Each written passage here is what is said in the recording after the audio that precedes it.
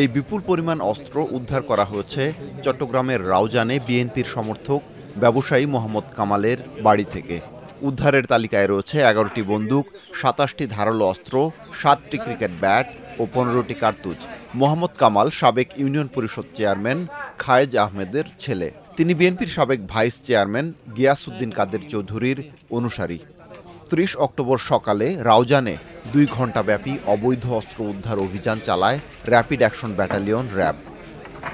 অভিযুক্ত কামালের বিরুদ্ধে মারামারি ও চাঁদাবাজির ৩টি মামলা রয়েছে।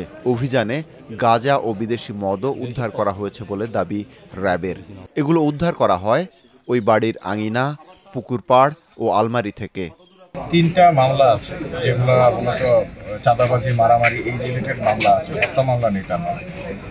তবে এই রাউজান এলাকায় গত ১ বছরে যে ধরনের মার্ডার এবং অন্যান্য মারামারি সন্ত্রাসী কার্যক্রম হয়েছে, সেখানে এই ধরনের অস্ত্রই ব্যবহার হয়েছে।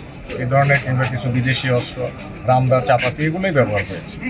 এদিকে বিএনপি সমর্থক ব্যবসায়ী কামালের পরিবারের সদস্যরা দাবি করেছেন, র্যাবের হাতে গ্রেপ্তার হওয়া ব্যক্তিরা কোনো সন্ত্রাসী কার্যক্রমে জড়িত ছিল না। ৫ আগস্টের পর নোয়াপাড়ায় চাঁদাবাজি ও সন্ত্রাসী কর্মকাণ্ডের বিরুদ্ধে সোচ্চার থাকায় কামালের বিরুদ্ধে ষড়যন্ত্র করেছে একটি পক্ষ।